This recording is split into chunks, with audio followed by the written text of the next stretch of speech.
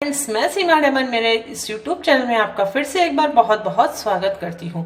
आज मैं सिंह राशि वालों के लिए एक अचूक मंत्र लेकर आई हूँ इस वीडियो के अंतर्गत।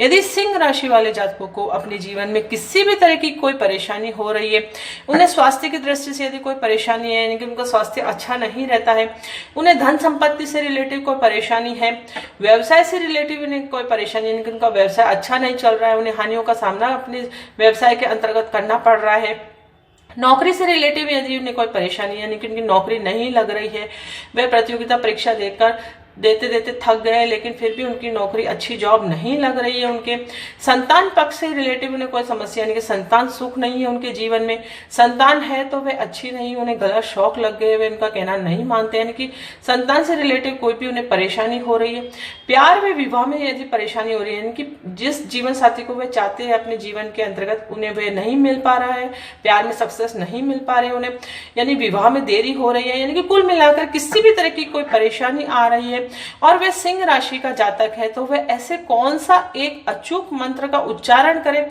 ताकि उसके जीवन में किसी भी तरह की कोई परेशानी ना रहे। उसके जीवन में यदि कोई परेशानी आ भी रही है तो वे उस मंत्रों के उच्चारण से वे कैसे दूर हो पाए, तो आज मैं इस वीडियो के अंतर्गत आपको बताऊंगी। यदि आप मेरे इस चैनल पर नए आए हैं तो इसे आप सब्सक्राइब जरूर कर लीजिए दोस्तों, और पास में लगे बेल आइकन को भी क्लिक अवश्य कर लीजिए ताकि मेरे द्वारा अपलोड करी नई वीडियो आप तक जल्द से जल्द पहुंच पाए। तो चलिए आइए जानते हैं दोस्तों उस अचूक मंत्र के बारे में। यह अचूक मंत्र है दोस्तों, ओम घृणी सूर्याय नमः। ओम घृणी सूर्याय नमः। इसे हम सूर्य का बीज मंत्र भी कहते हैं दोस्तों, इसे सूर्य के बीज मंत्र से भी जाना जाता है। इस मंत्र को मैं इसलिए ऐसा कह रही हूँ क्योंकि सिंह राशि का राशि स्वामी जो है वो सूर्य देवता है। यदि वे सूर्य देवता की आराधना व पूजा आराधना करना शुरू कर देंगे और इन मंत्रों का उच्चारण डेली 108 बार रोज करेंगे, तो मैं दावे के साथ कह सकती हूँ दोस्तों कि आपके जीवन में किसी भी तरीके की आपको कोई परेशानी नहीं आएगी। यदि वे आ भी रही है तो इन मंत्रों के उच्चारण के द्वारा वे धीरे धीरे आपके जीवन से चली जाएगी। इन मंत्रों का उच्चारण आप किसी भी समय कर सकते हैं, आपकी सुविधा के अनुसार। आपके ऊपर कोई बर्डन नहीं है कि आपको मॉर्निंग में ही इन मंत्रों का उच्चारण करना है या इवनिंग में। आपको जब समय मिले जब आप इन मंत्रों का उच्चारण कर सकते हैं, और इसके लिए आप माला भी अपनी इच्छा अनुसार कोई सी भी ले सकते हैं। इसके ऊपर भी आपके ऊपर कोई बर्डन नहीं है कि पर्टिकुलर यही माला लेनी है।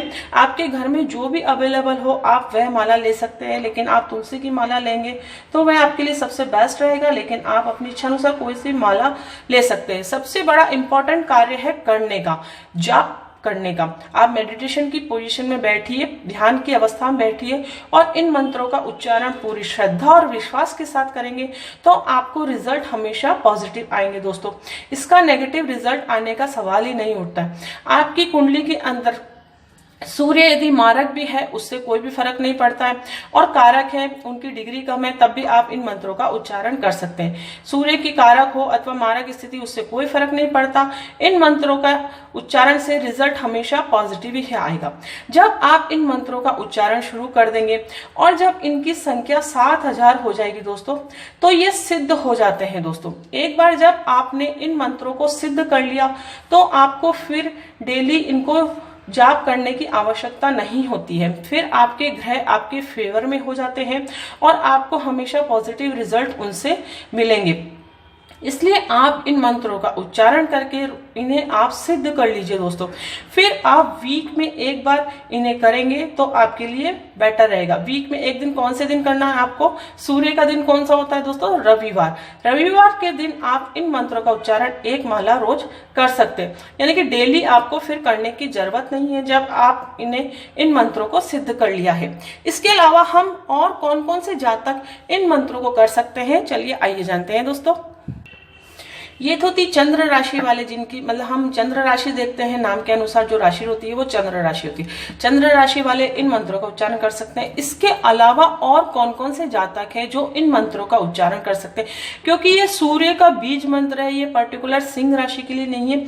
जिनकी लग्न राशि भी सिंह राशि है, यानी कि ल जहाँ पे आपकी जन्म कुंडली में ल लिखा है और वहां पर सिंह राशि लिखी हुई है, यानी कि 5वां नंबर। मैं आपको फिर से बताना चाहूंगी दोस्तों कि राशियों का नंबर फिक्स रहते हैं, उन्हें नंबर के नाम नाम से भी जाना जाता है, यानी कि 1 नंबर लिखा है तो वह हमेशा मेष राशि ही रहेगी। इसी तरीके से आपकी जन्म पत्रिका के अंतर्गत ल लिखा और 5 लिखा है तो वह सिंह राशि होगी, यानी कि आपकी लग्न की राशि सिंह है, वह भी जातक इन मंत्रों का उच्चारण कर सकते हैं। मैं आप ध्यान से सुनिए दोस्तों, मैं आपको क्या क्लियर करना चाहती हूँ। जिनकी लग्न राशि है वह भी इन मंत्रों का उच्चारण कर सकते हैं, और जिनके इष्ट देवता भी सूर्य देवता है, यानी कि उनके कुंडली में 5वें घर में सूर्य देवता बैठे हैं, यानी कि तुला सिंह राशि है, उनकी 5वें घर के स्वामी की सिंह राशि है, वे भी इन मंत्रों का उच्चारण कर सकते हैं। और यदि आपके सूर्य की दशा चल रही है और वह मारक है तो भी आप इन मंत्रों का उच्चारण कर सकते हैं, यानी कि सूर्य की दशा है, वह मारक है, आपको उनके द्वारा परेशानियों का सामना करना पड़ रहा है तो भी आप इन मंत्रों का उच्चारण कर सकते हैं। और आपकी सूर्य की दशा कारक है लेकिन उनकी डिग्री कम है।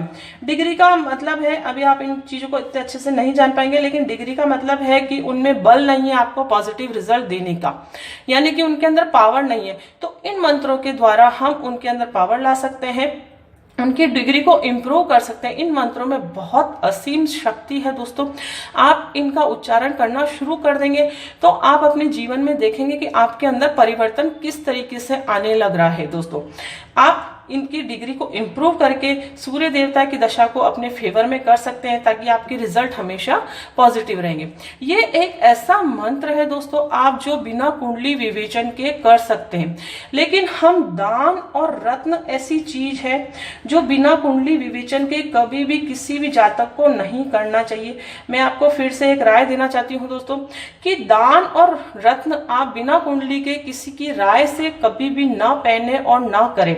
यदि आपने भूल से भी कारक ग्रहों का दान कर दिया वह भी आपके लिए कष्टदायक होगा। कारक ग्रह यानी कि हमारे जो पॉजिटिव ग्रह है, जो हमें पॉजिटिव रिजल्ट दे रहे हैं, हमारी जन्म पत्रिका के अंतर्गत जो हमारे जीवन में पॉजिटिव रिजल्ट है देने वाले हैं, उनका अगर आपने दान कर दिया यानी कि उनकी पॉजिटिव पावर को आप कम कर रहे हैं दान करके।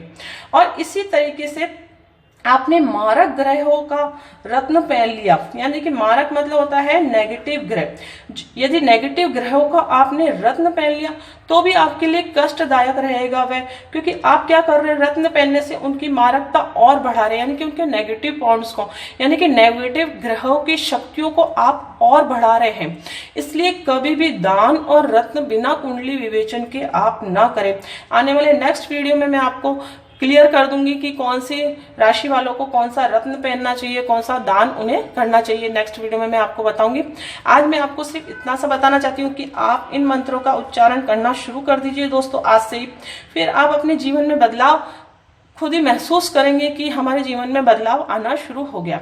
आपके माइंड में कोई भी क्वेश्चन हो, आपके जीवन में कोई भी रिलेटिव आप कोई भी समस्या हो तो उसे आप कमेंट्स के द्वारा मुझसे पूछ सकते हैं, मैं आपका जवाब अवश्य दूंगी। दोस्तों, आपको मेरा ये वीडियो किस तरीके का लगा आप मुझे प्लीज कमेंट्स के द्वारा बताइए जरूर कि आपको मेरा ये वीडियो किस तरीके का लगा। इसे आप ज्यादा से ज्यादा लाइक करें, शेयर करें और बेटर से बेटर वीडियो बनाने की मैं आपको कोशिश करूंगी।